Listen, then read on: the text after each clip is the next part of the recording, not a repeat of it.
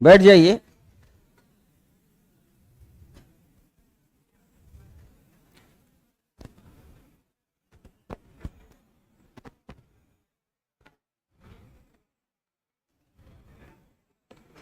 कल हम लोगों ने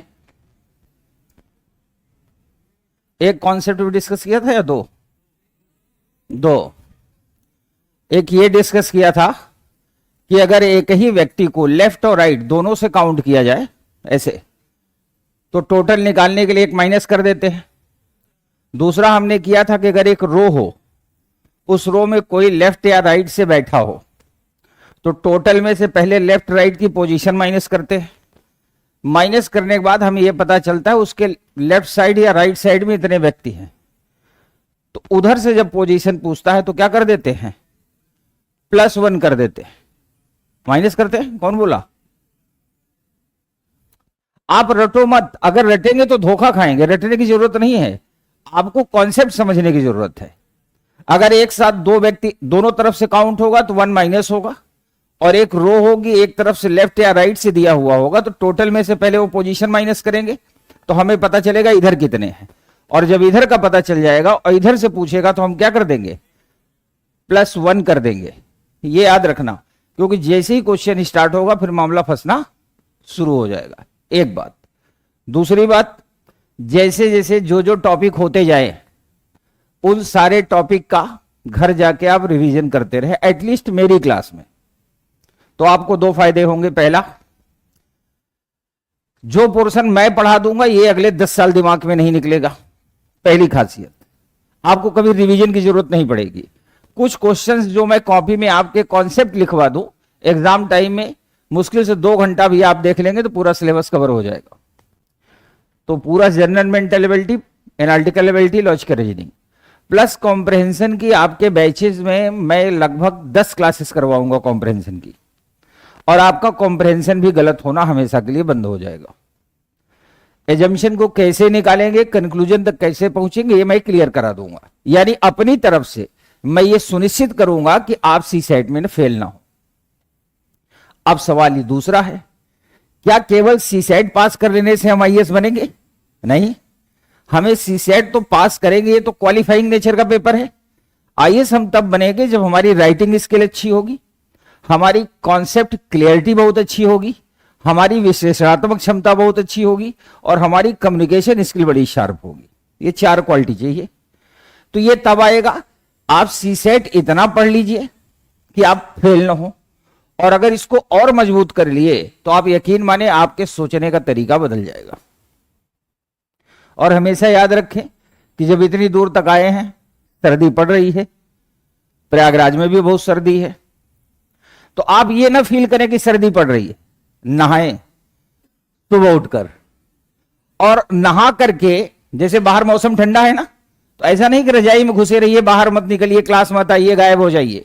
आप ये महसूस करिए कि आप मनाली में हैं, आप महसूस करिए कि आप मसूरी में हैं।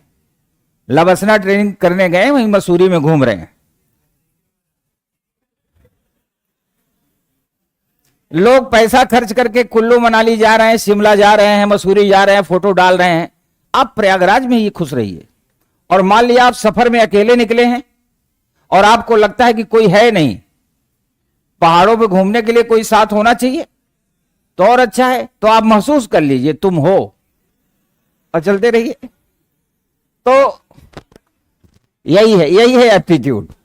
एप्टीट्यूड का मतलब हुआ कि आप अपने आप को मस्त रखिए। और एक बात याद रखिए कि वो अच्छे दिन आए जब आप अखबारों में आपका नाम निकले, आपके जिले और क्षेत्र के लोग आपको माला पहनाने आए, आपके एरिया के सांसद विधायक आपके दरवाजे आए, गुलदस्ता दे, आपके यहां के जो एडमिनिस्ट्रेटिव ऑफिसर हो वो आपका स्वागत करें। और ये तभी होगा, एक बड़ी फेमस लाइन है कि पांव बेचकर सफर खरीदा, सफर बेचकर राहें। रिवाइज कर देता हूं, पांव बेचकर सफर खरीदा, सफर बेचकर राहें, जब मैं खुद को बेच चुका तब सबकी पड़ी निगाहें।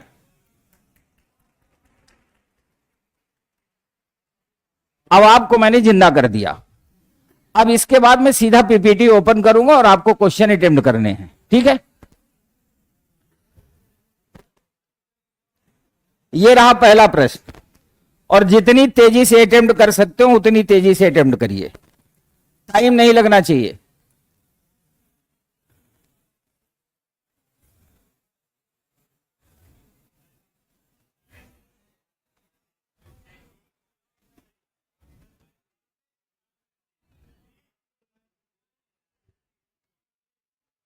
व्यक्तियों की एक पंक्ति में आदित्य का स्थान पंक्ति में बाईं ओर से 22वां। ये देखिए, ये है बायां हाथ, बाईं ओर से 22वां, दाहिनी ओर से 12वां है। यही प्लेस दाहिनी ओर से 12वां है। तो दोनों जोड़ दिया, 34 आ गया, 34। ये तीर आपको दिख रहे हैं, और आप में से जो लोग इस स्टाइल में अटेम्प्ट कर रहे होंगे उनका आगे भी एक भी क्वेश्चन गलत नहीं होगा, और जितने खलीफा होंगे उनका पक्का गलत होगा थोड़ी देर बाद। अभी देखना, अब यहां साफ साफ पता चल रहा है कि ये 2 बार ऐड हो रहा है ना। तो जोड़ा तो 34 आया। पूछ रहा है कि पंक्ति में व्यक्तियों की कुल संख्या ज्ञात कीजिए, तो -1 किया और कितना आ गया। डायग्राम आप इसलिए बनाओ कि अभी चूंकि ये टॉपिक चल रहा है तो आपने याद कर रखा है कहां प्लस करना है कहां माइनस। कल्पना करो 2026 मई या 2027 मई या 2028 जब आप पेपर दे रहे होंगे, तब ये क्लास नहीं होगी ना आपके पास। तो जाहिर सी बात है जितना दिमाग में होगा वही काम आएगा। चलिए इसको करिए जल्दी से।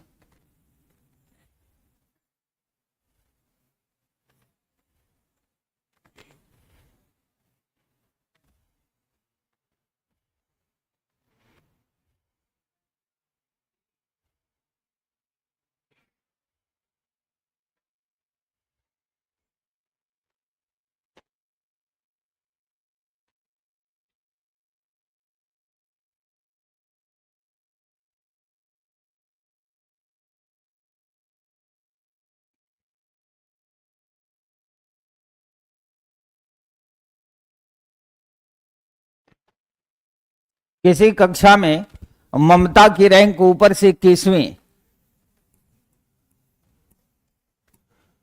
नीचे से 15वीं,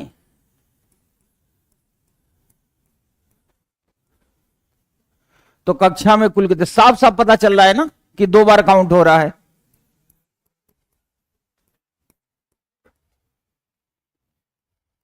ऑप्शन डी।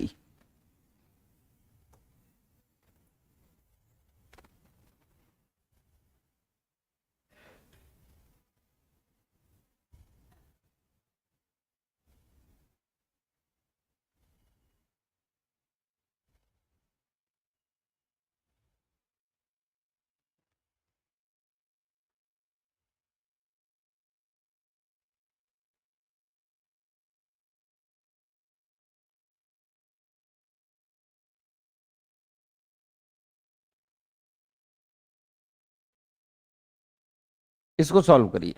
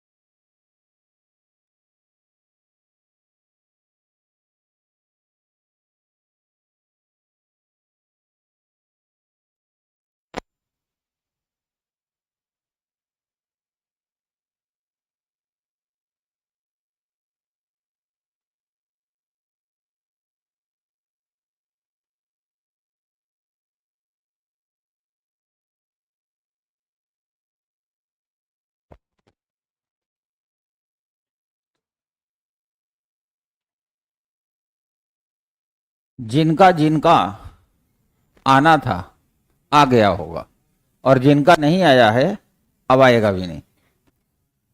चलिए रेडी। ऑप्शन ए, ठीक है। Option B, good. Option C, option D, ठीक है। कौन सा ऑप्शन है? हाँ, डी, ठीक है। किसी कक्षा में राखी शीर्ष से 18वें स्थान पे।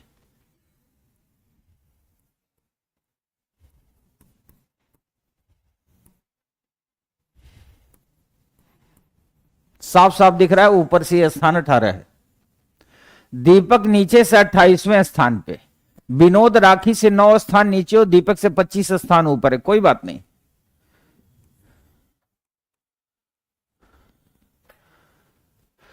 दीपक नीचे से 28वें स्थान पे है।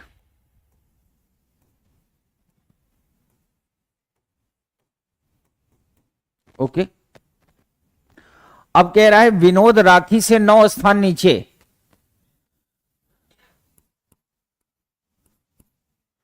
नौ स्थान।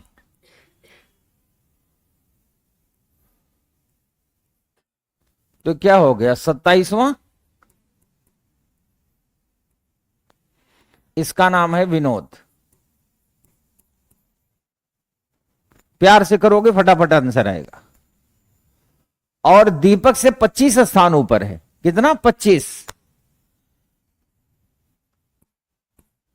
ये देखना, इस जगह 2 बार टकरा रहा है। 25 स्थान ऊपर है, तीन दोनों को ऐड कर दिया तो 8 5 13, 2 2 4 1 5।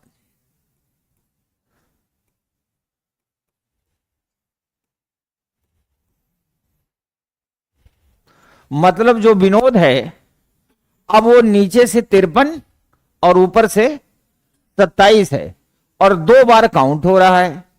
तो 53 और 27 90।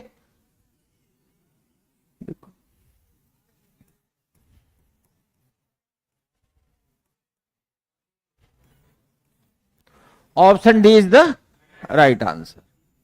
ऑनलाइन वाले तो चमत्कार कर रहे हैं।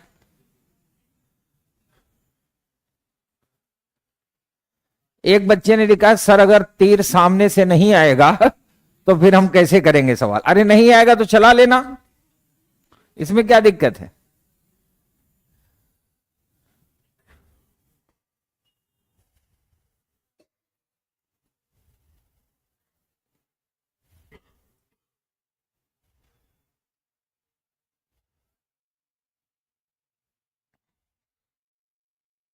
चलिए इसको अटेम्प्ट करिए।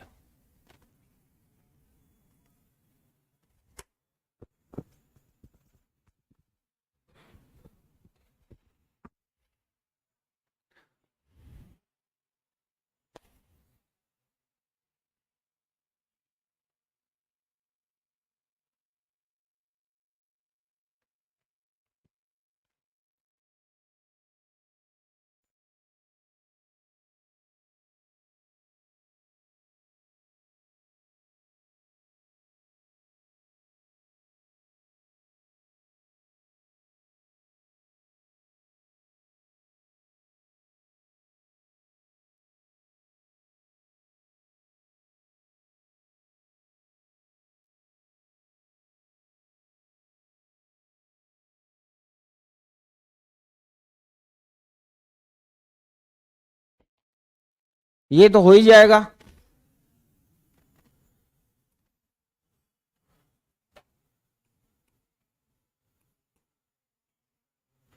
चौदहवीं है रैंक, ये किसकी है? विजय की। अब कुल विद्यार्थी हैं 43, तो नीचे से रैंक पूछ रहा है। 43 में से 14 माइनस करेंगे, 29 आ गया, 29। इसका मतलब विजय की नीचे 29 है। ये लाइन खूब ध्यान से सुनना।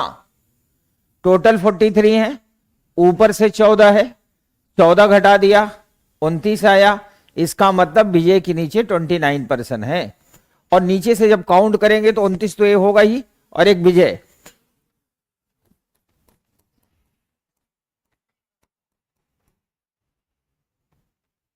हो गया।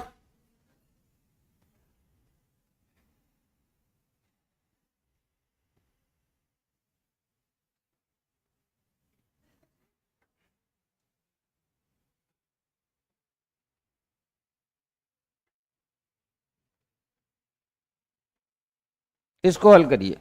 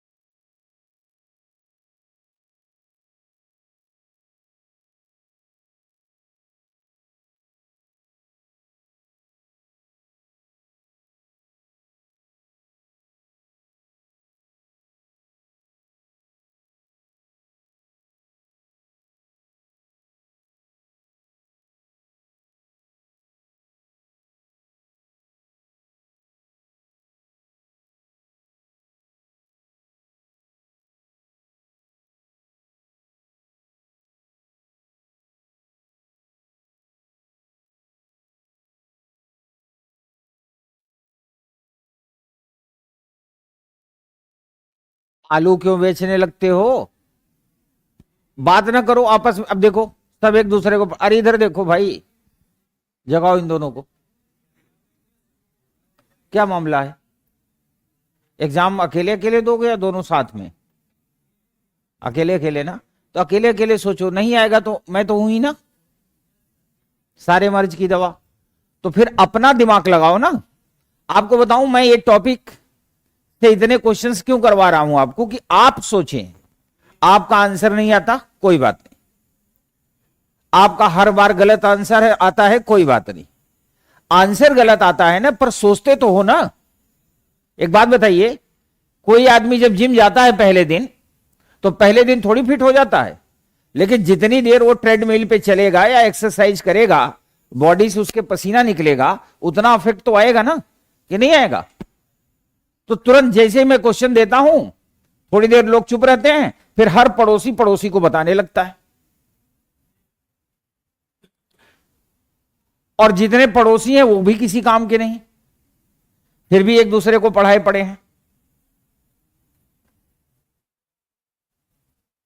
समस्या की जड़ व्यक्ति स्वतः नहीं होता, सोसाइटी, समाज, लोग, अगल बगल वाले ये होते हैं। क्लास, अभी देखो लड़कियां इधर लगी हैं, तुम दोनों में गजब हिम्मत है। दोनों सगी बहनें हो क्या? हाँ, मोहल्ले की हो, यही दोस्ती हुई? दोस्ती भी नहीं है, फिर भी मेहनत कर रही हो, बताओ। मतलब हिम्मत की दाग देनी पड़ेगी। अच्छा, उसका रीजन क्या है? जब बचपन से स्कूल में आप पढ़े, कभी किसी ने रोका नहीं, ग्रेजुएशन में किसी ने रोका नहीं, कोचिंग संस्थान में भी जनरली टीचर रोकते नहीं है, उनको क्या ही फर्क पड़ेगा, उनका काम है लिखाना। आप कॉपी में लिखिए, लिख लेंगे। अच्छा, लिखने के समय ही नहीं मिलेगा। मेरी क्लास समझाने की क्लास है, और खान सर संजीव तिवारी को इसलिए नहीं ले आए हैं KGS-IAS में, उन्हें सीसेट खत्म कराना है। अन्य कोचिंग संस्थान में सीसेट खत्म होता है। मैं यहां इसलिए हूं कि आप जहां पर हैं, जहां आपका मेंटल लेवल है, उसका जस्ट डबल टाइम, और अगर डबल टाइम ना कर सका तो कम से कम इतना तो बढ़ा दूं कि आपको कोई बेच ना सके। तो उसका तरीका यही कि जब मैं बताऊं तो आप सीखें। पड़ोसी से आप तब मदद लें जब मैं नहीं रहूंगा, और अगर ज्यादा दिक्कत लगती है कि आपको कोई बताने वाला नहीं मिलेगा, कहां से सीखेंगे? क्लास के पड़ोसी ही बता सकते हैं, तो आप लाइब्रेरी में एडमिशन ले लें, पूरी लाइब्रेरी मिलकर पढ़ाएगी आपको, क्या दिक्कत है? इधर देखो, पहले हाथ उठाना, ready? Option A, very good. Option B,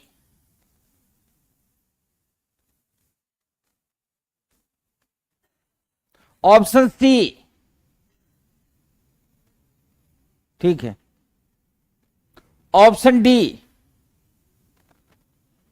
आप लोगों का कौन सा ऑप्शन है? बी। तो हाथ उठाई नहीं थी, देखो। अच्छा, आगे बैठ के धोखा देते तो पीछे वाले धोखा दे तो समझ में आता है, वो बैठते ही पीछे इसलिए कि उनका काम हो सके, आगे वाले झटका देते हैं। खास बात यह है, मैं यही नोटिस कर रहा था कि इन चारों का ऑप्शन क्या है। हाथ नीचे। आपको पता है, एक दिन एक प्रोफेसर दिल्ली में सेमिनार हो रहा था, और सेमिनार में जो लोग आए थे वो आम आदमी नहीं थे, सब ब्यूरोक्रेट्स थे, आईएएस आईपीएस। तो वहां एक प्रोफेसर खड़े, उन्होंने कहा कि बचपन में जब कोई बच्चा गलती करता था तो उसको कहते थे कान पकड़ के उठो बैठो। ये एक साइंटिफिक ट्रीटमेंट था, पहली बात। दूसरी बात, आज जो स्थिति इतनी खराब है यही कि बचपन में आपने ठीक से लर्निंग नहीं की, वरना आपकी सिनारियो ही कुछ और होता। और लर्निंग एक ऐसा सिस्टम है कि अगर आप किसी चीज को लर्न करेंगे तो आपको परमानेंट याद रहेगा। जैसे साइकिल, आपने लर्निंग किया था, आप बचपन में या जब पहली बार चलाए थे साइकिल चलाना आपने लर्न किया था। अब आपको 10 साल साइकिल न दी जाए और एकाएक 10वें साल आपको साइकिल दे दी जाए, आप चला लेंगे कि नहीं? आप ये नहीं सोचेंगे पहले उछल के बैठना है कि पहले पैडल पे पैर रखना है, आप चला लेंगे। बाइक, स्कूटी, इसे भी आपने लर्न किया था।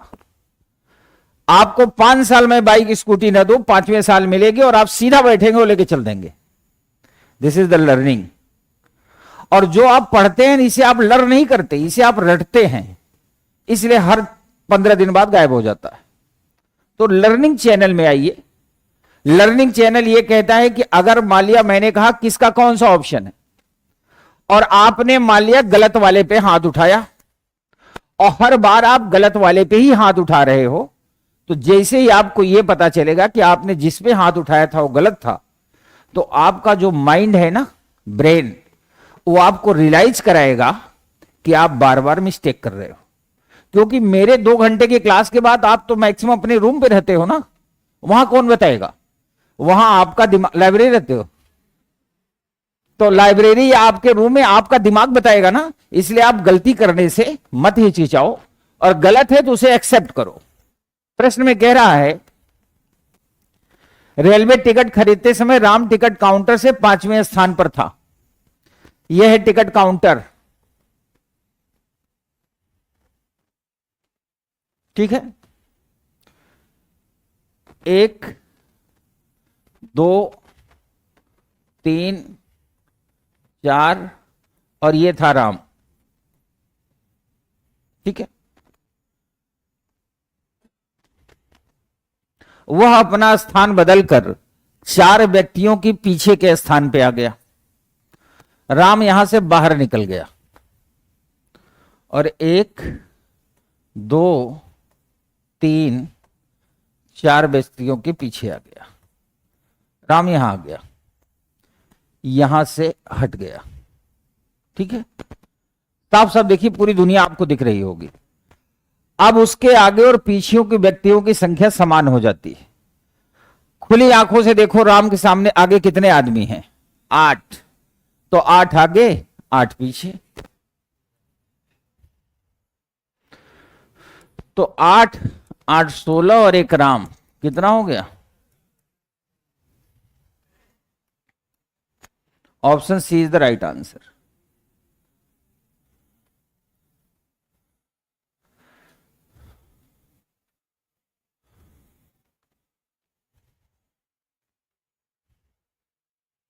जिसको ना समझ में आओ हाथ उठा के पूछ लो, जिसको भी डाउट हो पूछ सकते हैं आप।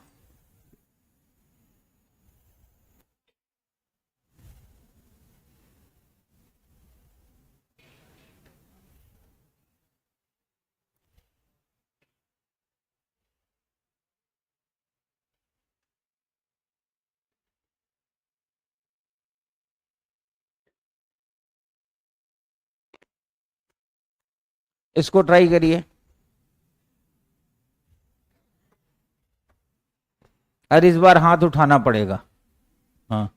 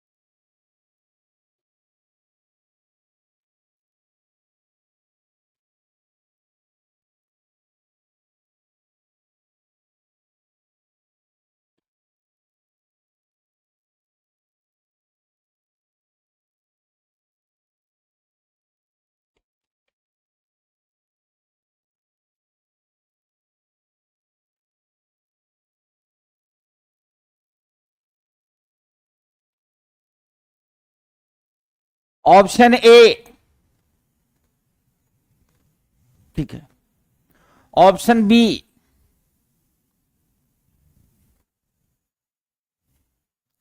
Option C. Good. Option D. और जो इधर वाली लड़कियां हाथ नहीं उठाती, इनका कौन सा ऑप्शन है बाबा? बताओ।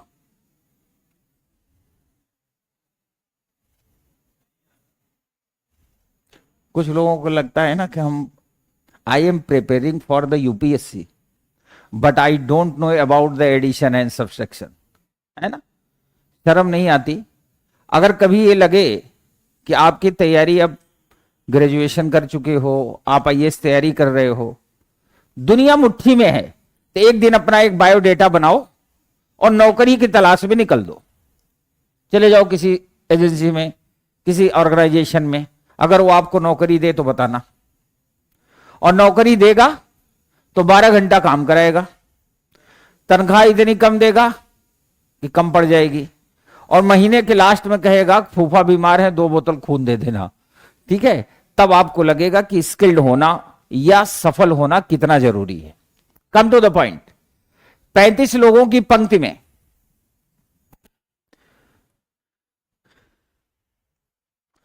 टोटल है 35। ऑनलाइन वालों से एक रिक्वेस्ट है कि जब मैं एक्सप्लेन करना शुरू करूं तो अपनी निगाहें यहीं रखा करो। उस समय मोबाइल में यह ना देखा करो कि मैसेज आया कि नहीं। एक ने लिखा था अभी कि सर, जब राम को उसने कहा पीछे गया तो आप राम को आगे क्यों ले गए? मैं तो राम को पीछे ले गया था। इधर देखना, आप 35 लोग हैं। दाहिनी छोर से देव 25वां है, तो दाहिना किधर है? इधर।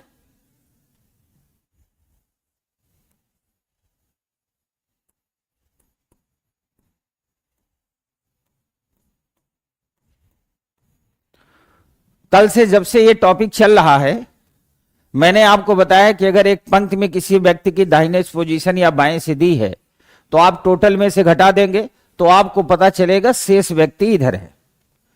तो अगर 35 में से 25 घटा देंगे, इसका मतलब इधर कितने व्यक्ति हैं? टोटल 10। देव और अजय के बीच में 10 लोग हैं। ध्यान सुनना, देव और अजय के बीच में 10 है, यानी बीच में 10 होने चाहिए। इधर टोटल व्यक्ति ही 10 है। अगर हम स्टार्टिंग में भी यहां पर अजय को बैठा देंगे तो बीच में कितने आएंगे? 9। इसका मतलब अजय इधर बैठेगा ही नहीं। अब अजय किधर बैठेगा? इधर बैठेगा। तो 1 2 3 4 5 6 7 8 9 10 और ये रहा।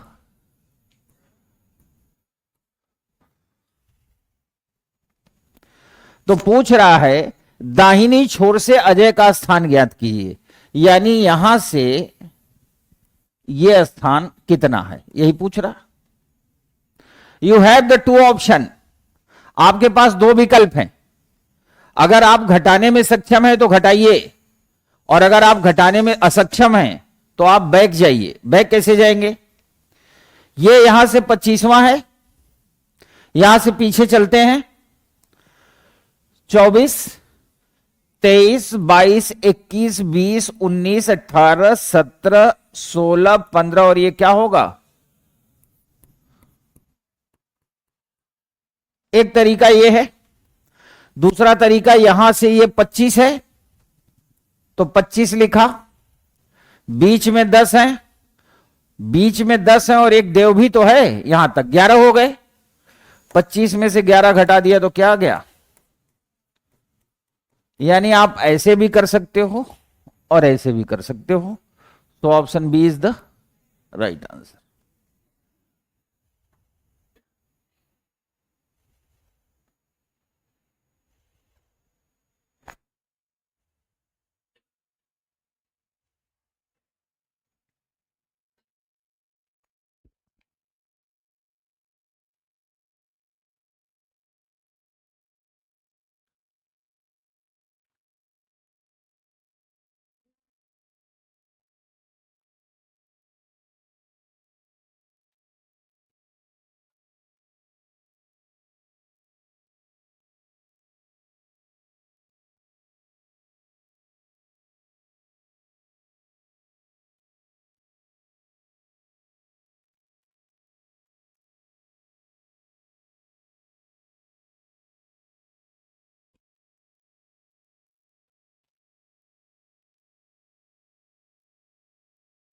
एक बात और, हल्का सा धीमा करो, हल्का सा। एक बात और, आप मेरी बात फिर सुन लें। आप प्रतिदिन जो टॉपिक होते जा रहे हैं इनको पढ़ते रहें। एक ऐड आता है ना, वो नदी समुद्र के किनारे एक लड़का कपड़ा पहन के खड़ा रहता है, तेज हवा चलती है, सारे कपड़े उड़ जाते हैं। फिर लड़की क्या कहती है? एक आपके परफ्यूम छोड़ के बाकी सब। ऐसे ही आज से कुछ साल बाद ये मेरी क्लास छोड़ के बाकी सब उड़ जाएगा। तो जैसे जैसे क्लास चल रही है, जैसे कल कैलेंडर हो गया तो क्वेश्चन मैंने प्रोवाइड कर दिए थे, ये हो जाएगा, इसके प्रोवाइड कर देंगे। आप बस फटाफट जितना प्रैक्टिस कर सकते हैं करिए। दूसरी चीज, आप स्टूडेंट हैं खान ग्लोबल स्टडी के, मैं यही टीचर हूं। हमारा आपका रिश्ता एक दिन का नहीं है, अब ये चलेगा। तो जब टॉपिक खत्म हो जाएंगे तब भी जो अपडेटेड क्वेश्चंस हो सकेंगे, जो अपडेटेड मटेरियल होगा वो आप लोगों को मिलता रहेगा।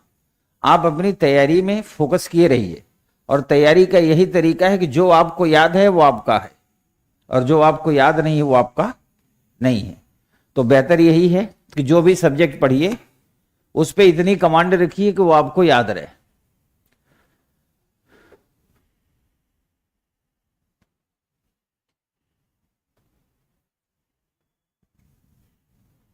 इसको हल करिए, हो जाएगा।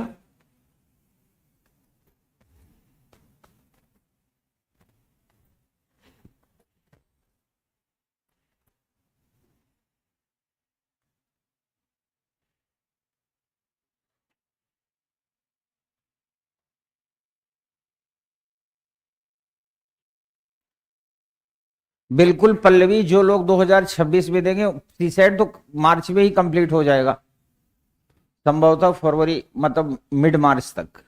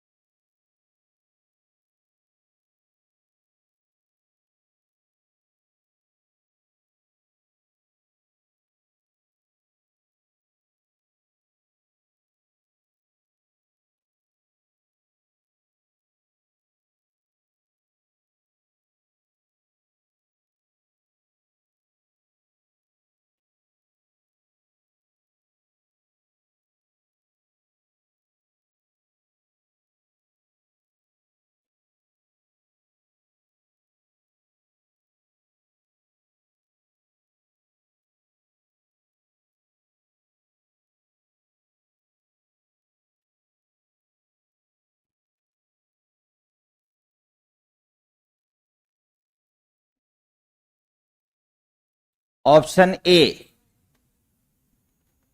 ठीक है। ऑप्शन बी, ऑप्शन सी, सी कोई खरीदेगा? ऑप्शन डी, डी वाला तो रहता ही है हर एक में, जब कुछ ना हो तो डी। लेकिन ये अच्छी बात है कि आपके दिमाग में जो ऑप्शन आता है आप ईमानदारी से उसको एक्सेप्ट कर रहे हैं। आप मेरे कहने पे चल के तो देखो कुछ दूर, आप कुछ दूर मेरे कहने पे चल के देखिए, देखिए 3 महीने में आपके सोचने का तरीका बदलता है कि नहीं। और कई बार मेरी क्लास एक जगह बड़ोदरा में चल रही थी, बड़ोदरा गुजरात में है, तो वहां एक बावरिया इंजीनियरिंग कॉलेज है। तो मैं फर्स्ट टाइम अपने जीवन में हवाई जहाज में बैठा था। वहां भी एक घटना घटी थी हवाई जहाज में। जब मैं बैठा तो मैं एयर होस्टेस को देखते ही रह गया।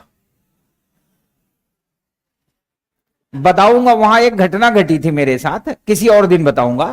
तो वहां बावरिया इंजीनियरिंग कॉलेज में मैं सेमिनार ले रहा था, तो मैंने बताया कि आप ऐसे ऐसे करें, ऐसा होगा। तो एक विद्यार्थी खड़ा होकर बोला कि सर कहते तो सभी ऐसे हैं, फिर हम कैसे माने कि जो आप कह रहे हैं वो ज्यादा सही है। हम कहा मेरे कहने से ना मानो, 2 कंडीशन में मानो। पहले तो मेरे बारे में पता कर लो, आजकल सोशल मीडिया का जमाना है, पता करो। तो आपको थोड़ी देर बाद मेरे बारे में जानते ही आपको ज्ञान प्राप्त हो जाएगा कि जो मैंने कहा था वो सही कहा होगा। और दूसरी बात, अगर आपको लगे कि फिर भी कोई डाउट है तो मैं जितने एग्जाम्पल को दूं उसको आप इमीडिएट अपने ऊपर ट्राई करके देखो, इमीडिएट आपको रिजल्ट मिलेगा। तो अगर मैं आपसे कहता हूं कि आप ऑनेस्टली, अगर आपसे गलती हो गई तो एक्सेप्ट कर लो, गलती हो गई कोई बात नहीं, दोबारा सही होगा, इसके बाद गलती ना हो। और आप देखना सारे क्वेश्चन को मैं एक ही तरीके से अटेम्प्ट कर रहा हूं, मेरा तरीका नहीं बदल रहा, हर एक प्रश्न में डायग्राम बन रहा है। 20 विद्यार्थियों की एक पंक्ति में जतिन का स्थान बाएं छोर से 12वां है। तो ये देखिए 20 विद्यार्थी, और ये बायां हाथ है, तो यहां से क्या है,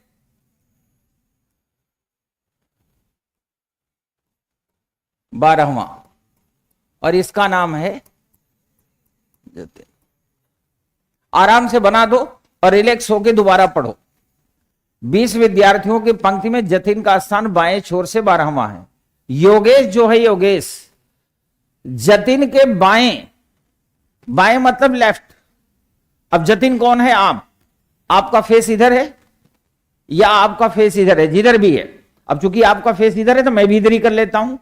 मान लो हम सब जतिन हैं, ये खड़े हो गए, तो ये है मेरा बायां हाथ, तो इधर होगा, और जतिन के बाएं 5वां है, 5वां, तो आपको नंबर पे नहीं जाना, बनाना है 1 2 3 4, और ये रहा 5वां, और इसका नाम है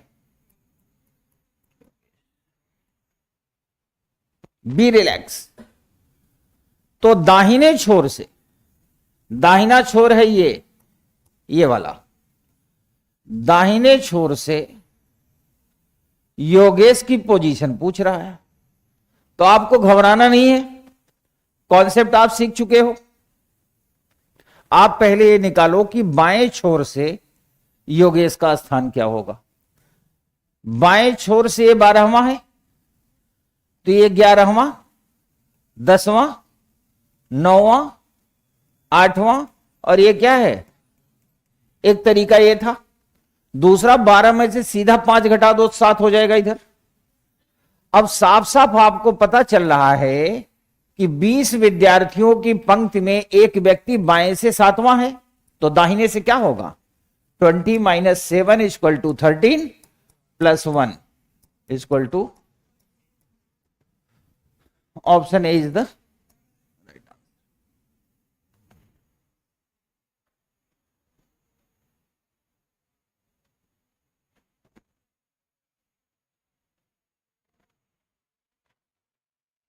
हो गया क्लियर सबको। अब हम चलेंगे कॉन्सेप्ट नंबर 3 की ओर।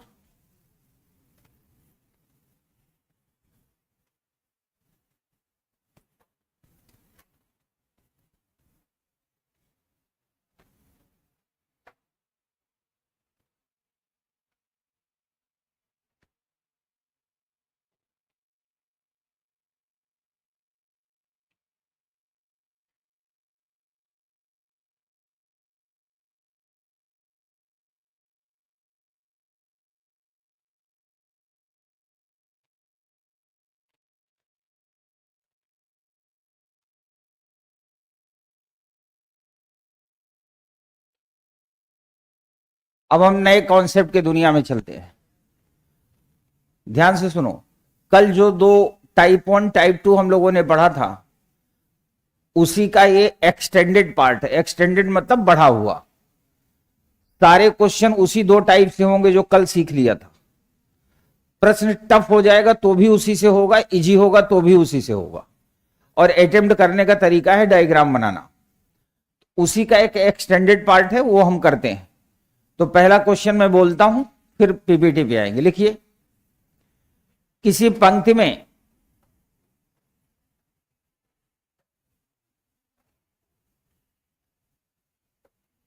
जो कि महिलाओं की पंक्ति है, किसी पंक्ति में जो कि महिलाओं की पंक्ति है,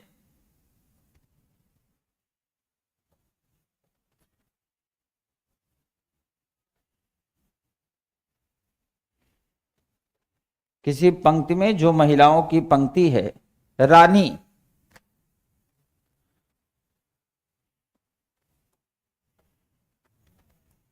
क्या, रानी ठीक नहीं, नहीं जो पसंद हो वो डाल देंगे, बताओ तो सही। फ्रूटी, लड़कियों के नाम फ्रूटी भी होने लगे क्या, जब्बा,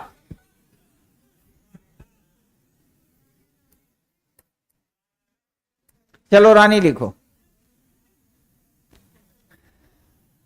बस बस, मतलब एकदम एक्टिव हो जाते हो। क्या कह रहा है, अपनी वाली का नाम लिखिए।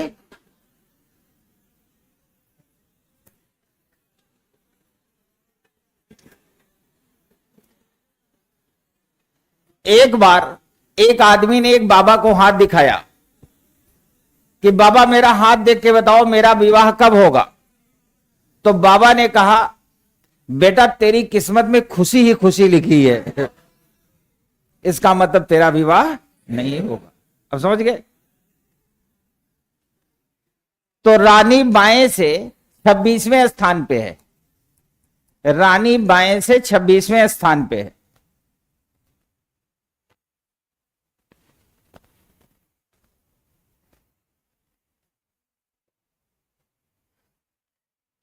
और रानी की नानी दाहिने से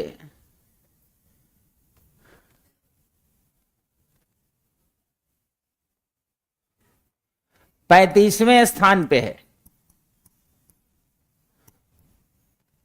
35वें स्थान पे है।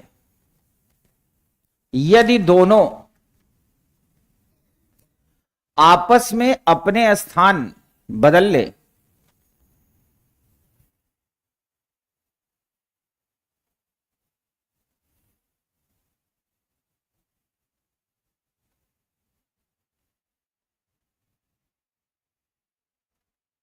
यदि दोनों आपस में अपने स्थान बदल ले तब रानी बाएं से यानी लेफ्ट से, रानी बाएं से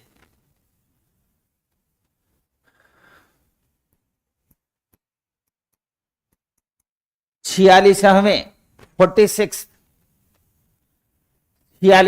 स्थान पे हो जाती है।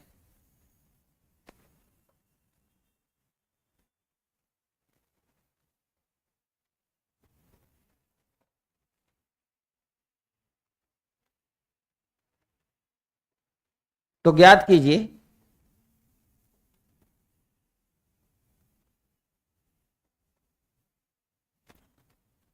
उस पंक्ति में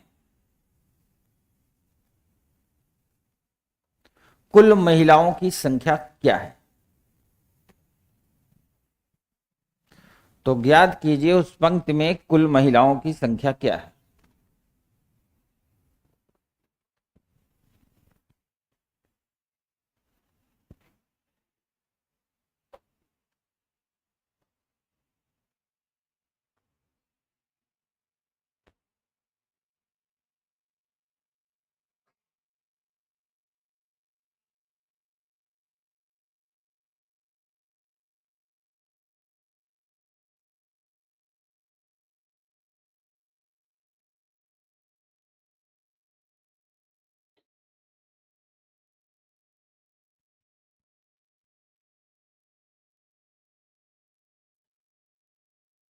इस प्रश्न को एकदम रिलैक्स मोड में, ये रहा बायां और ये रहा दायां, आप ऐसे बनाओ।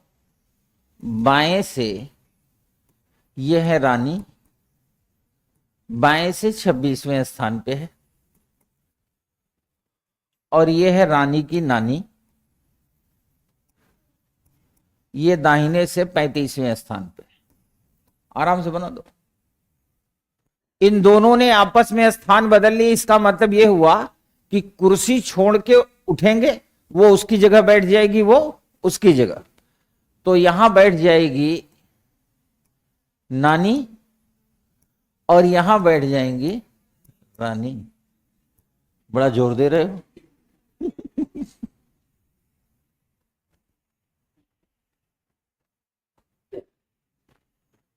अब कह रहा है ऐसी कंडीशन में, चूंकि एक प्रश्न मैं करा रहा हूं उसके बाद आप करेंगे, तो जब ये आपस में स्थान बदलेंगे तो या तो रानी की पोजीशन देगा नहीं और या तो नानी की पोजीशन देगा नहीं, किसी एक की देगा। जिसकी देगा आप उसको देख लेना। कह रहा है अब रानी बाएं से यानी इधर से 46वें स्थान पे आ गई। कोई भी छोटा बच्चा भी देख के बता सकता है कि ये पोजीशन 2 बार काउंट हो रही है। दाहिने से 35 है और बाएं से 46, तो 6 5 11, 4 3 7 1 8। और साफ साफ ये भी दिख रहा है कि रानी अब 2 बार काउंट हो रही है। अब रानी जिस कुर्सी पे बैठी है ये कुर्सी दाहिने से 35 और बाएं से 46 है, तो -1 कितना आ गया? 80।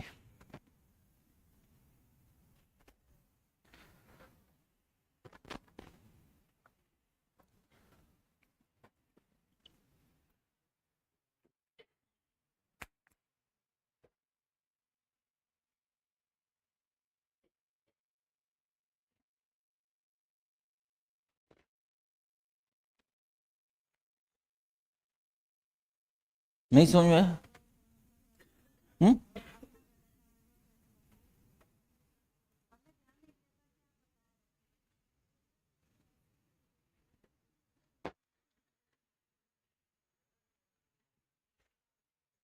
चलिए, लोगों की डिमांड है, एक बार और बता दें।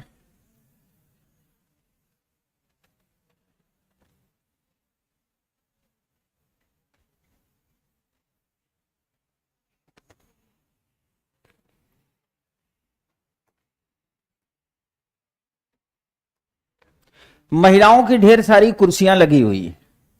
ये है बायां हाथ, बाएं हाथ से ये है रानी।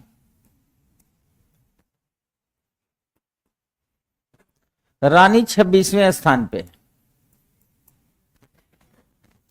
और इन्हीं महिलाओं की पंक्ति में रानी की नानी दाहिने से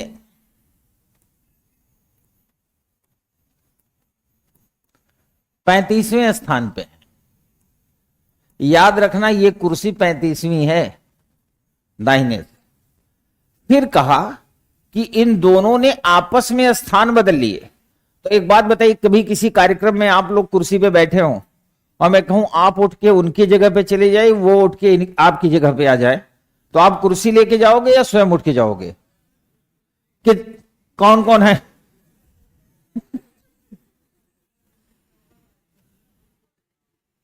यही तो खास बात है ना। कोई बात नहीं, इसको समझ लेते, फिर मैं आपको बताऊंगा मेरी पहली हवाई जहाज यात्रा, एयर होस्टेस को देखने के बाद क्या हुआ। देखो, देखा मैंने था, ताली तुम बजा रहे हो, तो समझो। दरअसल चेयर अपनी जगह पे रहेगी, हम केवल रानी और नानी शिफ्ट होंगी, चेयर तो अपनी जगह पे कायम है। क्योंकि ये प्रश्न मैं करा रहा हूं, आगे जब पीपीटी आएगी तो उसमें हो सकता है कि नानी की नई पोजीशन दे दे। इस प्रश्न में कहा कि जब दोनों चेंज हो गई तो अब रानी, यानी रानी अब यहां आ गई और नानी यहां आ गई। यहां आने का मतलब इस कुर्सी पे। अब जो रानी है बाएं से, यहां से 46वें स्थान पे आ गई, है ना। तो साफ साफ दिख रहा है कि ये जो स्थान है, ये दो बार काउंट हो रहा है ना, एक बार 35 और एक बार 46। तो इसको जोड़ दिया, 81 आया। क्योंकि दो बार काउंट हो रहा है तो कितना हो गया? ठीक है, क्लियर। अब मैं आपको पीपीटी शो करता हूं। हवाई जहाज हो जाएगी, पढ़ लो पहले। देखो, हवाई जहाज बैठने आया है। इसको यह है कि जब एयर होस्टेस देखा होगा तो क्या हुआ होगा। तो ये अगले महीने जो है तेलंगाना का फॉर्म फिल कर देगा और अपने घर वालों से कहेगा वहां ट्रेन नहीं जाती, फ्लाइट से जाऊंगा।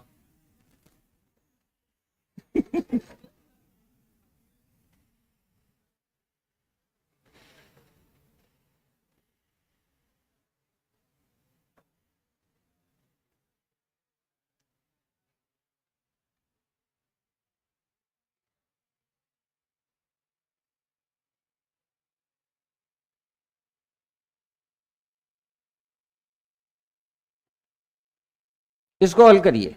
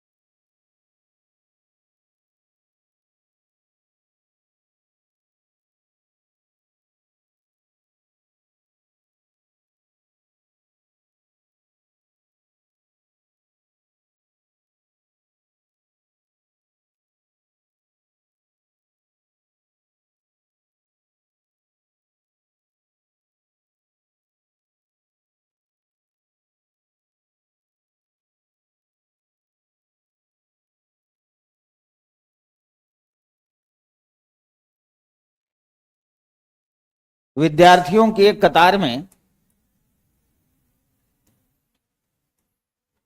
बाएं से दिलीप का स्थान 10वां,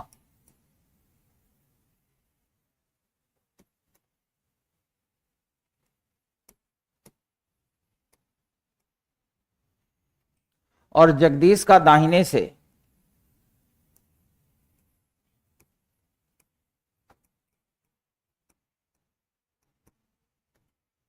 बीसवां, दोनों आपस में स्थान बदल लेते हैं तो जगदीश दाहिने से 23वें स्थान पे आ जाता है। यानी जब जगदीश यहां आ गया और दिलीप यहां आ गया, तो अब कह रहा है जगदीश जो है दाहिने से 23वें स्थान पे आ गया, यानी यह स्थान 2 बार काउंट हो रहा है। तो 3 और 3 33। चूंकि जगदीश 2 बार काउंट हो रहा है तो -1 इक्वल टू 32। ठीक है।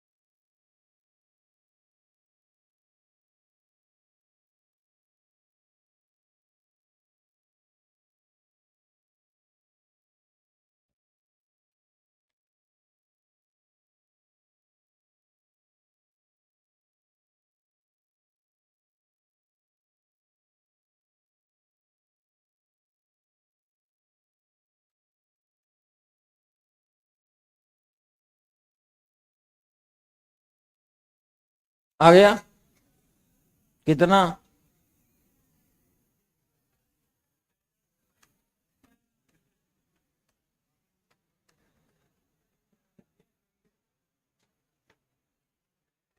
ऑनलाइन वाले जो लिख रहे हैं वो ऑप्शन में बना दूं। 43, 44,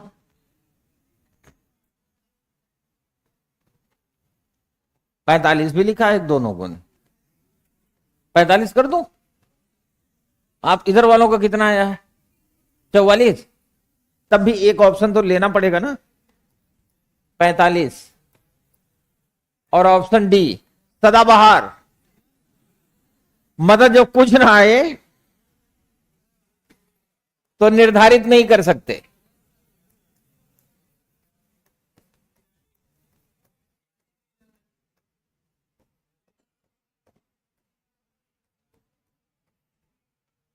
ऐसे नहीं, ऑनलाइन वाले लगातार अपना प्रदर्शन कर रहे हैं, ऑफलाइन वाले तैयार हो जाए। नीचे से ऑप्शन शुरू करूं या ऊपर से? नहीं, मैं नीचे से शुरू करूंगा इस बार। ना ना, ऑप्शन डी ठीक है। यही वो लोग हैं जो एग्जाम में कैसे टिक करते हैं, पड़ोसी ने बी किया तो गलत होगा, इधर वाले ने डी किया तो गलत होगा, मैंने सोचा ए तो मैं ही कौन सा सही हूं, ये भी गलत होगा। So option B is the right answer. 45, 44, फंस गए बेटा इस बार। 43, ये 43 44 दो कैसे आ रहा है, ये मेरे समझ में नहीं आ रहा है।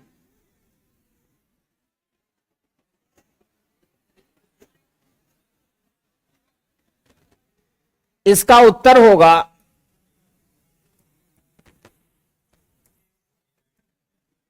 निर्धारित नहीं कर सकते। हल्ला ना काटो, मैं सिद्ध करूंगा ना, कोई ये बाबा फार्मूला थोड़ी है। मेरी क्लास में सिंगल टॉपिक और सिंगल क्वेश्चन आसमानी फॉर्मूले से नहीं होगा कि बाबा टिल्लू ने कहा तो हो गया। मेरी क्लास में सब कुछ प्रैक्टिकल होगा, आपको आंखें से दिखेगा कि ये ऐसा क्यों हुआ। इधर देखिए, छात्रों की एक पंक्ति में राजू बाएं से 27वां है और काजू दाहिने से 17वां। न तो उसने यह दिया कि पंक्ति में कुल कितने हैं, न ही उसने किसी एक की पोजीशन दो बार दी। ऐसा हो सकता है कि राजू कश्मीर से 27वां हो और काजू कन्याकुमारी से 17वां हो। ऐसा हो सकता है कि राजू मुखर्जी नगर से 27वां हो और काजू प्रयागराज से हो, है ना। ऐसा भी हो सकता है, मतलब कहीं से कुछ भी, मतलब ये डिफाइन नहीं है ना, डेफिनेट कहां है। या तो टोटल दिया होता या किसी एक व्यक्ति की दो बार पोजीशन दी गई होती। इस प्रश्न का उत्तर तो निकाला ही नहीं जा सकता, और जितने लोग निकाल रहे हैं ये बाबा की कृपा से निकाल रहे हैं, ठीक है। तो बाबा की कृपा से तो एग्जाम होगा नहीं, समझदारी। मुझे लगता है इन फ्यूचर यूपीएससी अगर यहां से कोई क्वेश्चन देगा तो इस टाइप का ही देगा, जिसमें डेटा डेफिनेट होगा ही नहीं और आप जल्दबाजी में आंसर निकालेंगे, और जो गलत आंसर आप सोचेंगे वो ऑप्शन ए में होगा, दूसरा स्टेप जो गलत सोचेंगे वो बी में होगा, सही आंसर या तो सी में होगा या तो डी में होगा। So be alert, be careful. UPSC में जितने भी क्वेश्चन आएंगे अलर्टनेस और केयरफुल से ही होंगे। आप ये सोचिए कि टॉपिक कल से मैं शुरू किया हूं, आज भी चल रहा है, मंडे को इसका समापन करके इसके आगे निकलेंगे। लेकिन आज आप फिर बता दूं कि जब लास्ट में मैं 2-3 प्रश्न बोलूंगा, अगर आप होशियारी से नहीं अटेम्प्ट करेंगे तो मेरे इतना पढ़ाने के बाद भी आपका आंसर गलत आएगा ही आएगा। इसलिए यह बुद्धिमानी हमेशा बना के रखना। मैं सिंगल प्रश्न का विदाउट डायग्राम मैंने आंसर किया ही नहीं है, तो मैं उम्मीद करता हूं आप भी ऐसा ही करेंगे। चलिए अगले कॉन्सेप्ट की दुनिया में ले चलते हैं। लिखिए,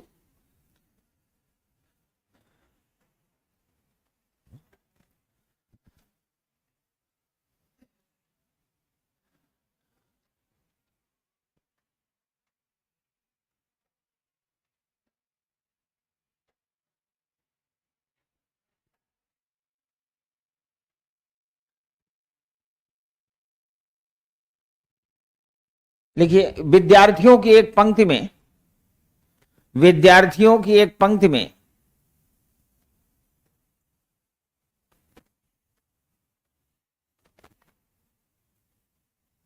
बाबा टिल्लू, कलुआ भी रहेगा, पहले टिल्लू को तो लिख लो। विद्यार्थियों की एक पंक्ति में बाबा टिल्लू, बाएं से, बाएं मतलब लेफ्ट से,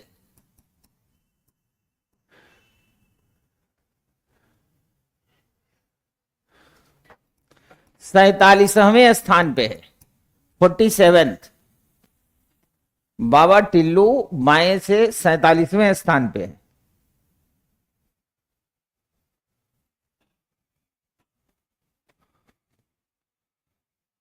और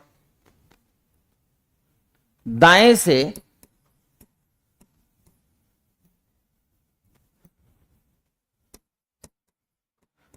बाबा कल्लू,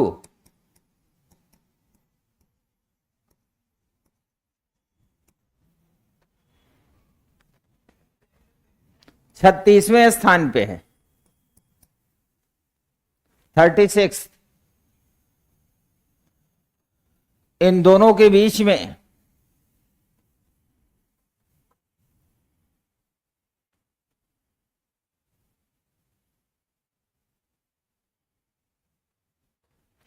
चौदह 14 विद्यार्थी बैठे हुए हैं।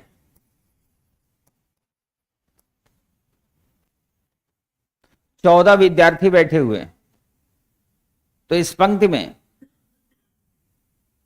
कुल विद्यार्थियों की संख्या क्या होगी?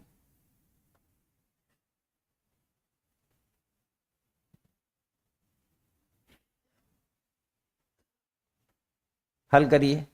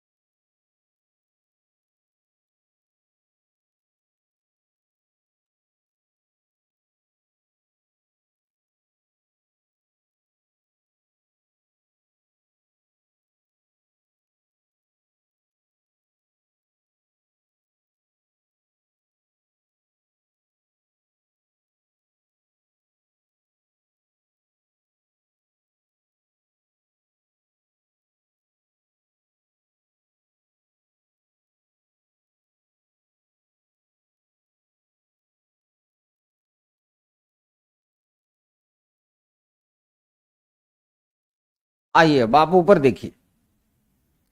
मैं मान लेता हूं थोड़ी देर के लिए, थोड़ी देर के लिए, और जो ये थोड़ी देर है यही बहुत देर हो जाएगी। ध्यान समझिए, आप यूपीएससी के 2011 से 2013 तक के प्रश्न देखेंगे तो वो मॉडरेट टाइप के हैं, बहुत टफ नहीं थे। 2014, 15, 16 लगभग इजी क्वेश्चन मिलेंगे। 2017 से टफ करना शुरू किया, उससे लेवल 18, 19, 20, 21 आते आते बिल्कुल टॉप लेवल पे पहुंचा दिया। अब मैटर यह है, और यूपीएससी क्या करता है, वो ये मान के चलता है कि लोगों ने ये कॉन्सेप्ट पढ़ा होगा, अलग अलग संस्थानों में, बुक्स में दिखने वाले फॉर्मूले में यूपीएससी नया प्रश्न दे देगा, यानी जिसे आप अपने लाइफ में पहले न देखे हो। फॉर एग्जाम्पल मैं 2-3 उदाहरण दे दूंगा। 2011 में पहली बार यूपीएससी ने एक रैंकिंग का प्रश्न दिया, उसमें लिखा कि 46 या 48 व्यक्तियों की एक पंक्ति में श्रीमान एक्स ऊपर से इस स्थान में है, श्रीमान वाई नीचे से इस स्थान में है, श्रीमान जेड श्रीमान एक्स और श्रीमान वाई के बीच में है। फिर लिखा कि यदि श्रीमान एक्स श्रीमान वाई से आगे हो तो श्रीमान एक्स और श्रीमान जेड के बीच में कितने लोग पाए जाएंगे। जितने लोगों ने तैयारी कर रखी थी 2011 में इस प्रश्न के आने से पहले, इतना सम्मान किसी प्रश्न में देखा नहीं था। श्रीमान श्रीमान श्रीमान। कई स्टूडेंट ने अपना फीडबैक दिया कि सर इसको मैं कर तो लेता, पर मुझे लगा इतनी बार अगर इसमें श्रीमान है तो श्रीमान का भी कोई तो कोई मतलब होगा। कांड हो गए। उसके बाद आपको याद होगा कि त्रिभुज चतुर्भुज और वर्ग काउंटिंग चपरासी से लेके स्टेट लेवल तक एग्जाम में आता है। यूपीएससी ने 2018 में एक प्रश्न दिया जो डायमंड की तरह था, हीरे की तरह, और उसने 3D आकृति बना दी पेपर में। 3D का काउंट करके दिखाओ। मतलब जहां पे सोचने की लिमिट समाप्त होगी वहीं से वो शुरू होगा। अब सवाल यह है कि आप खान ग्लोबल स्टडी में पढ़ रहे हैं, KGS-IS में, और खान सर अपने आप में ही एक ब्रांड है, और आप उनके यहां पढ़ रहे हैं तो आप भी अपने आप में एक ब्रांड है। अब मैं हूं, इसमें किसी की पूछने की जरूरत नहीं है। मतलब मैं ब्रांड हूं, यह बात मेरे को बोलने की जरूरत नहीं है।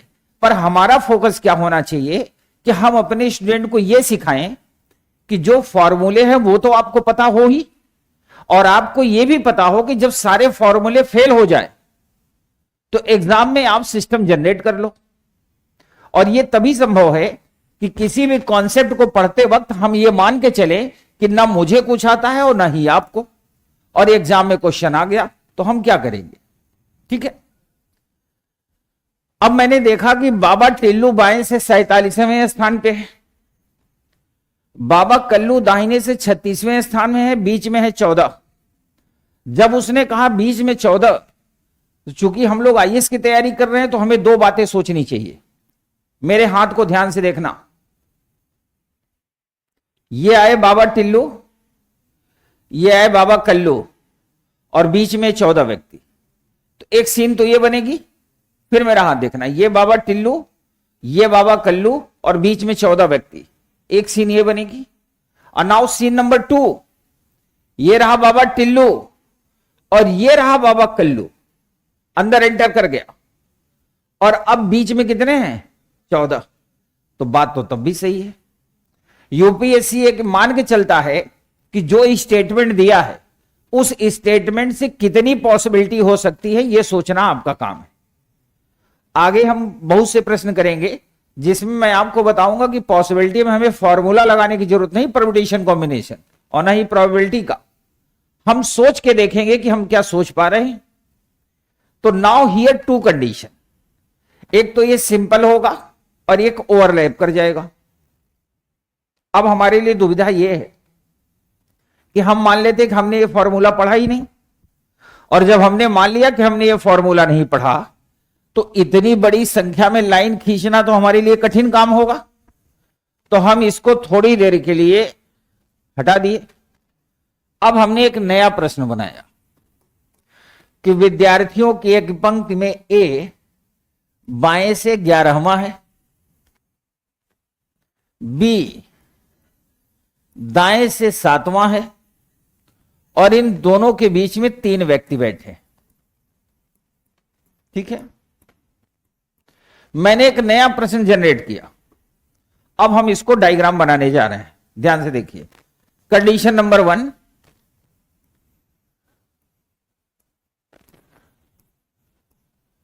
ये 11वां है, बीच में 3 व्यक्ति हैं, और बी दाहिने से 7वां।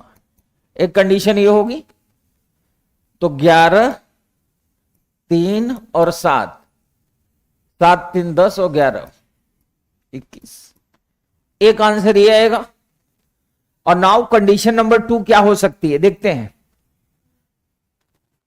1 2 3 4 5 6 7 8 9 10 11, यह है मिस्टर ए और ये बाएं से 11वां है।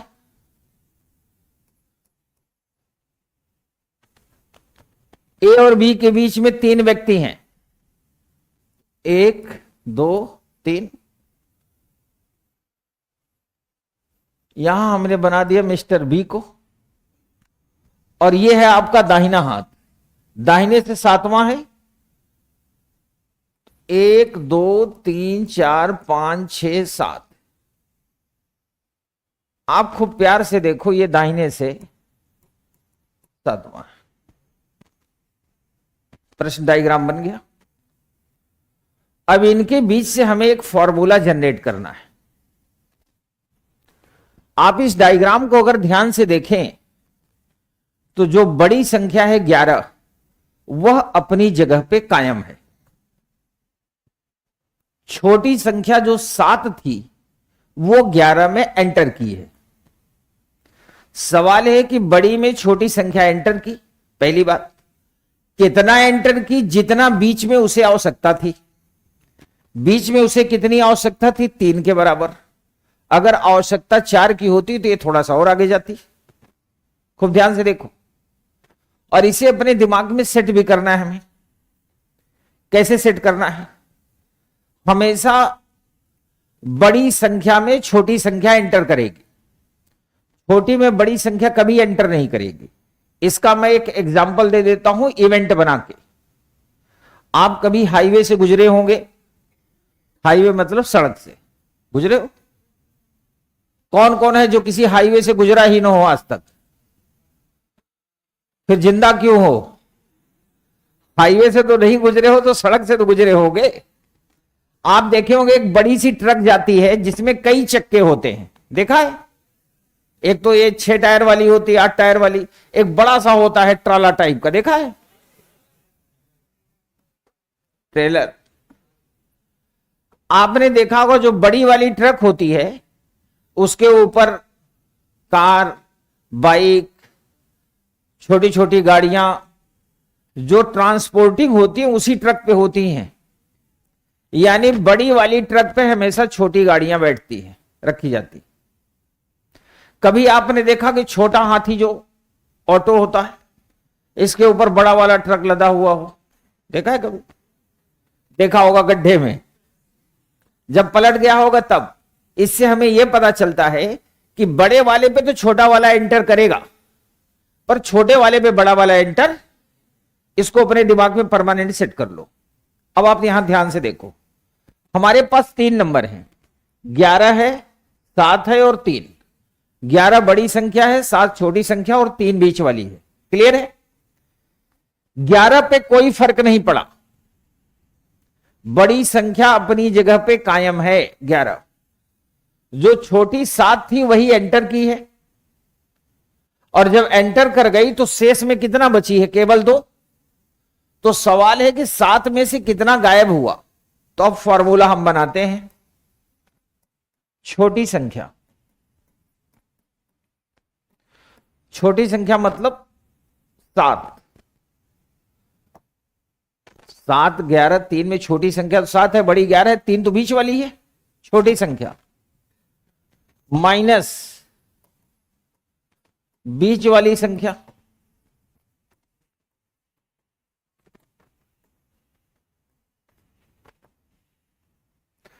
छोटी संख्या में से पहले बीच वाली संख्या माइनस किया 3, फिर -2। -2 क्यों? बी और ए प्लस बड़ी संख्या।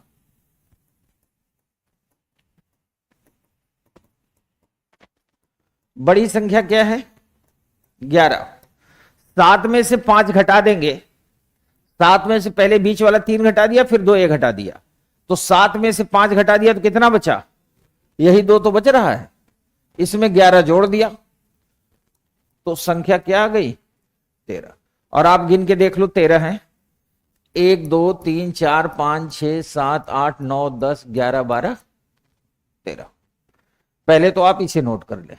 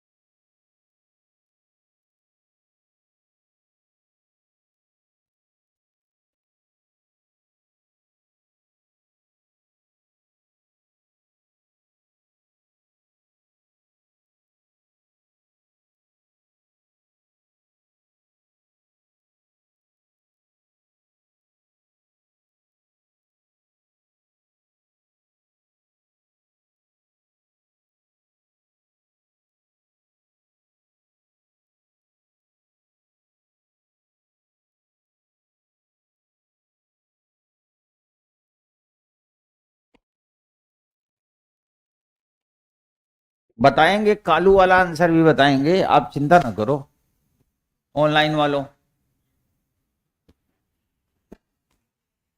यहां तक हो गया। अब चलते हैं हम कालू की दुनिया में। मेरी आप सबसे एक प्रार्थना है, ये जो मैंने इतनी मेहनत करके कराया, ये आपको रटने के लिए नहीं कराया। आप इसे नोट जरूर करें, लेकिन इसे स्कैन करने की कोशिश करें कि ऐसा हुआ क्यों।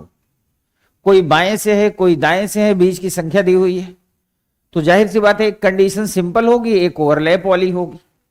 और अगर आपको ये कॉन्सेप्ट क्लियर रहेगा तभी एग्जाम में आंसर आएगा, नहीं आएगा नहीं।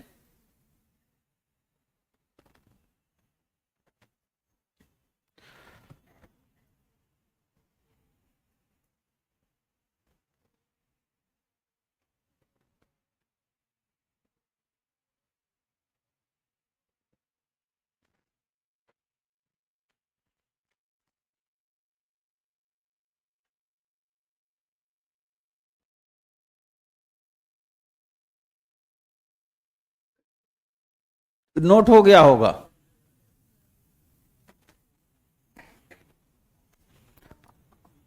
नहीं नोट हुआ?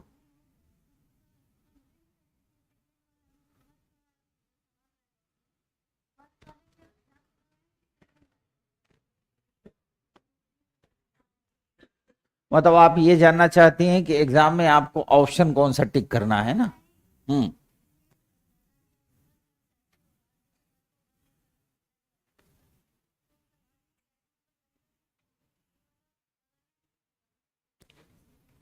आप ये मेरे जिम्मे छोड़ दीजिए। आप पहली बार मेरी क्लास ले रही हो ना, आप मेरे जिम्मे छोड़ दीजिए। मैं सामने वाले को यह भी बताता हूं कि जब तुम्हारी शादी हो और माला डालना हो, तो माला यहां से उछाल के डालना है या दबा के डालना है, यह भी मैं बताऊंगा। एकदम निश्चिंत रहो। अब जब जाहिर सी बात है ये कॉन्सेप्ट मैंने बताया, तो मैं आपको यह भी बताऊंगा कि आप एग्जाम में यह कैसे जानेंगे कि वो पूछ क्या रहा है ना? आपको एग्जाम में कैसे पता चलेगा कि मिनिमम वाला निकालना है या मैक्सिमम वाला? तो चलो मैं ओरल बता देता हूं, थ्योरेटिकली क्वेश्चन भी करवा दूंगा। ओरल बता देता हूं। अगर पूछे, बाबा टिल्लू को खोल दो, खोल दो। बाबा टिल्लू बाएं से 47वें स्थान पे हैं, बाबा कल्लू दाहिने से 36वें स्थान पे हैं, और दोनों के बीच में 14 व्यक्ति हैं। तो याद रखना यहां से 3 तरह के प्रश्न बनेंगे। क्वेश्चन नंबर 1, पंक्ति में कुल व्यक्तियों की संख्या क्या होगी? इसका मतलब हुआ दोनों आंसर होंगे, अधिकतम वाला भी और न्यूनतम। अगर उसने पूछ लिया कि पंक्ति में अधिकतम व्यक्तियों की संख्या क्या होगी, तो ये बाबा टिल्लू, ये बाबा कल्लू और ये बीच वाले। उसने अगर पूछ लिया पंक्ति में न्यूनतम व्यक्तियों की संख्या क्या होगी, तो ओवरलैप कर जाएंगे।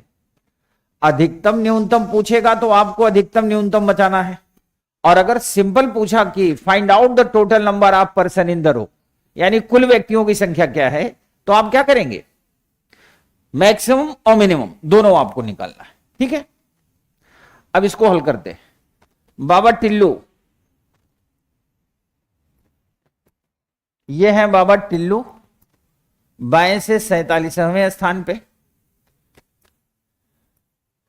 ये है बाबा कल्लू दाहिने से 36वें स्थान पे। इन दोनों के बीच में 14 व्यक्ति बैठे, तो जोड़ दो।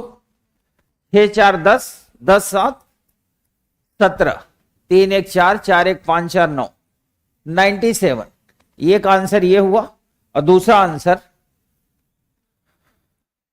अब इसी वक्त मैं लिखूंगा, इसी वक्त रट लेना।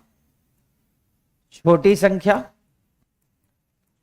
माइनस बीच वाली संख्या, वेरी गुड,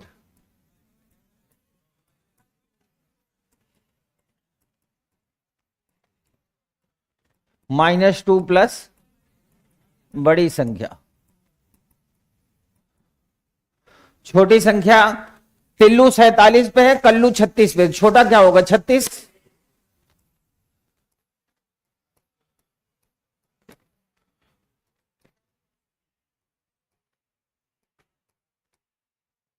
छत्तीस में से 16 घटा देंगे, 14 2 16, तो कितना बचेगा? 20 और 47,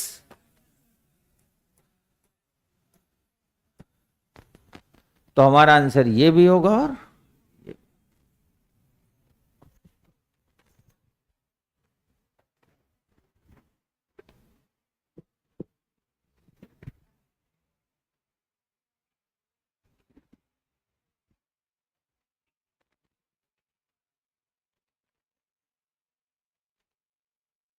पढ़ रहे हो क्या?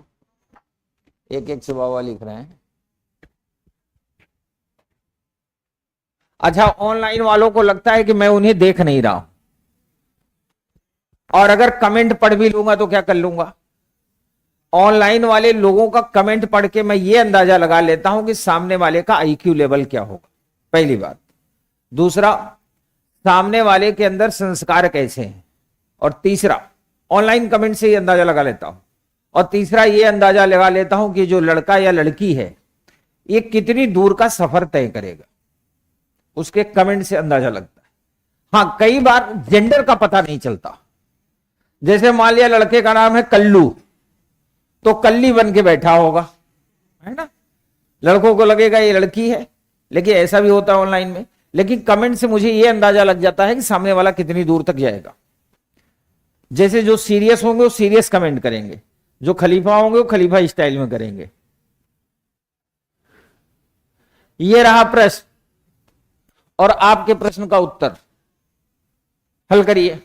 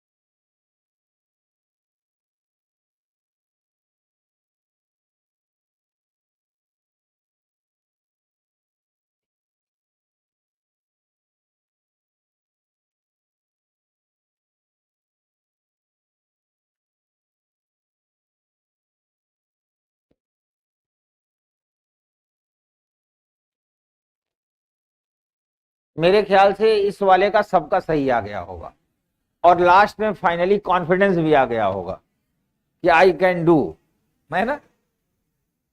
कुछ लोग सोच रहे होंगे अगर दुनिया ऐसी ही रही तो हम जीतेंगे। ये आप कंफर्म मान लीजिए, काफी टाइम से अब तक जो भी मेरे स्टूडेंट रहे हैं, जब वो पेपर देने जाते हैं यूपीएससी का, तो बताते हैं कि उन्हें वहां दो ही लोगों की याद आती है,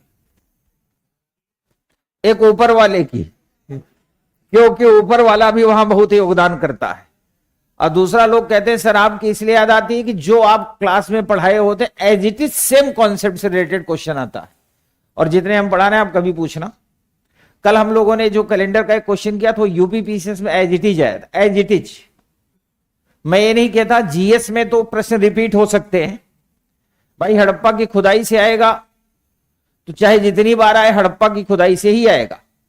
वो खुदाई ट्रैफिक चौराहे पे कभी नहीं होगी, या होने लगेगी ब्लड बैंक पे, वहीं होगी, लाइब्रेरी में भी नहीं होगी, जब भी होगी हड़प्पा में ही खुदाई होगी। लेकिन यह है एप्टीट्यूड सीसेट, इसमें कब कौन सा डेटा बदल जाए, कब कौन सी चीजें घूम जाए, ये नहीं पता रहता। इसीलिए जब एप्टीट्यूड हम पढ़ें तो ये मान के पढ़ें कि अगर हमें ये ना आता होता तो हम क्या करते, और ये मान के पढ़ेंगे तो हमारा कभी भी मिस्टेक नहीं होगा। इधर देखिए, ए का स्थान 15वां और बी का 20वां,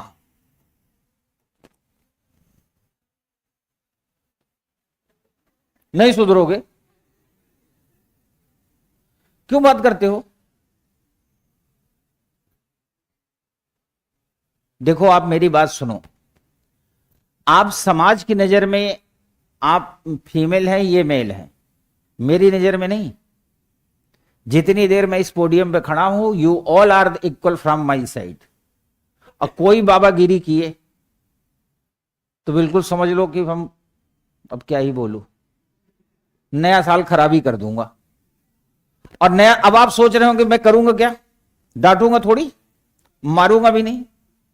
मेरे पास इतने खतरनाक खतरनाक चुटकुले हैं, और एकाएक जैसे आपका नाम लेके नहीं सुनाऊंगा। अब जैसे आपका मामला चल रहा है, इसी समय कहूंगा अच्छा चलो इसी बात पे एक चुटकुला सुनो, तो लोग समझ जाएंगे चुटकुला किसके लिए था। फिर पूरी क्लास तो हंसेगी, आप नहीं हंसोगे। और वो दर्द इतना होगा जितना दर्द ब्रेकअप में भी नहीं होता, उतना होगा। सारी रात नींद नहीं आएगी, न दिन में नींद आएगी, कहीं चैन नहीं आएगा। फिर वो गाना गाओगे, मुझे नींद ना आए मुझे चैन ना आए, कोई जाए जरा ढूंढ के। अगली लाइन, न जाने कहां। चलो अब फोकस करो इधर।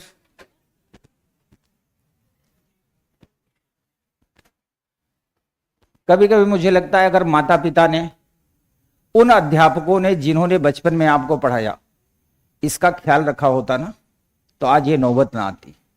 हमारी आपकी मुलाकात किसी आईआईटी में होती, क्योंकि उन्होंने आपको लाड़ प्यार में नहीं डांटा, या बेचारे माता पिता इतने समझ मतलब एजुकेशनल जानकारी नहीं रखते थे। उनको हम बेचारा क्यों कह रहे हैं? क्योंकि उन्होंने जन्म दे के आपकी परवरिश करके बड़ा किया है, बहुत बड़ा कार्य किया है। उनके एहसान से तो कोई मुक्त हो ही नहीं सकता। लेकिन जो अध्यापक आपके जीवन में आए थे, उन्होंने भी कभी नहीं सोचा कि आपको पढ़ाए भी, जरूरत पड़े तो डांटे भी, और जरूरत पड़े तो सिखाए भी। अगर ऐसा किया होता तो भी ये नौबत ना आती।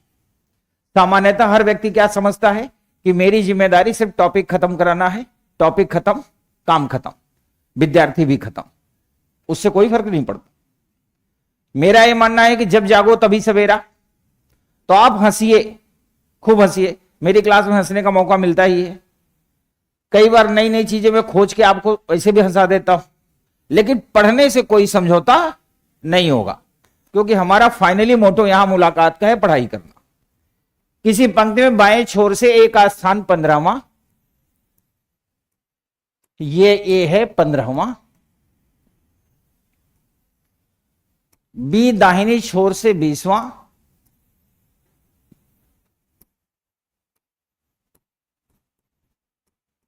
और इन दोनों के बीच में 6 व्यक्ति हैं,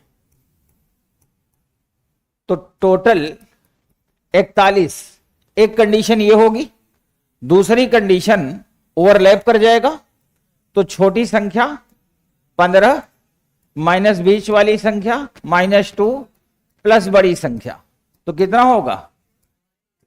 तो आंसर 27 भी 41 भी, और ऊपर वाले की कृपा से ऑप्शन सी में दिया भी हुआ है, तो option C is the right answer. ठीक है, अब अगले प्रश्न के लिए आप मेंटली तैयार हो जाओ।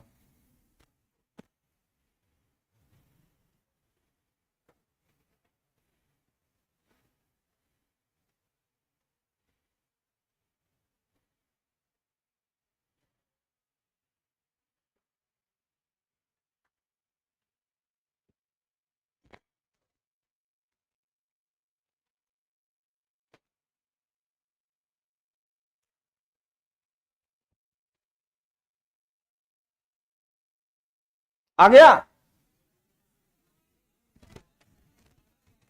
नहीं क्या? हाँ?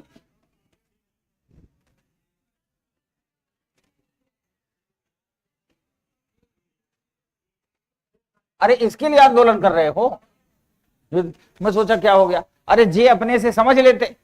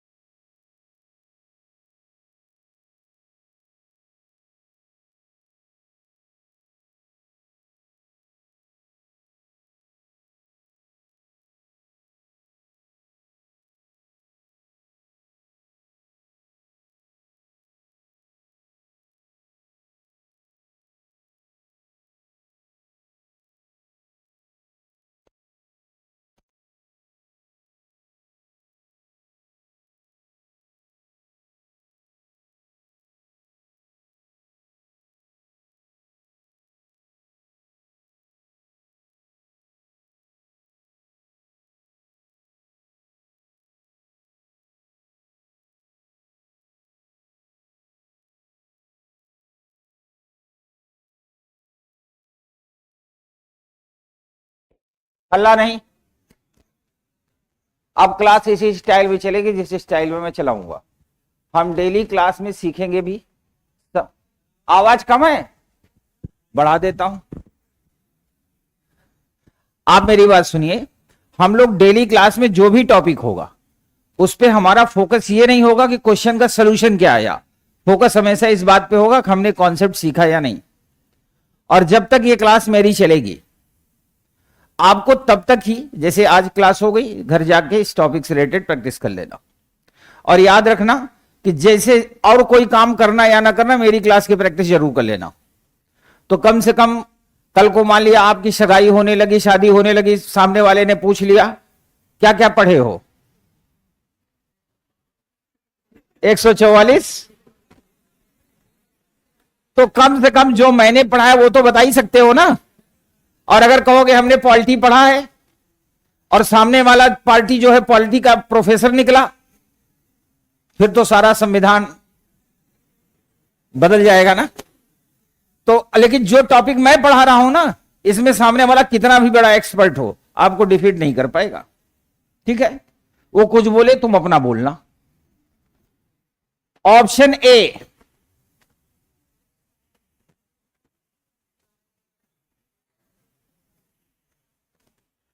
ऑप्शन बी, ऑप्शन सी, आपका कौन सा? ऑप्शन डी, जब भी जीवन में कुछ भी ज्ञात ना हो तो ज्ञात नहीं किया जा सकता। अब आप देखिए, यहां एक छोटा नंबर है 9, बड़ा नंबर है 16 और बीच का नंबर है 10। कॉमन सेंस कहता है कि small number minus middle number, 9 में से 10 घटाएंगे तो -1 तो यही हो गया, फिर -2 तो -3 हो जाएगा, और व्यक्ति कभी माइनस में, क्योंकि अगर बीच वाली संख्या ज्यादा है, छोटी वाली कम पड़ गई, तो कभी वो ओवरलैप करेगा ही नहीं करेगा। यही समझने की जरूरत थी। तो इसका आंसर होगा बाएं से 9वां, दाहिने से 16वां, जे का स्थान बाएं से 9वां, के का दाहिने 16वां, और बीच में कितने हैं? कितना आ गया? Option A is the right answer. ठीक है, क्योंकि आज अभी मेरी एक क्लास ऑनलाइन है टेस्ट पेपर का डिस्कस का, तो और आज सैटरडे भी है ना, तो आपको थोड़ा सा कष्ट होगा, इसलिए क्लास को मैं इसी क्वेश्चन पे छोड़ता हूं। ठीक है,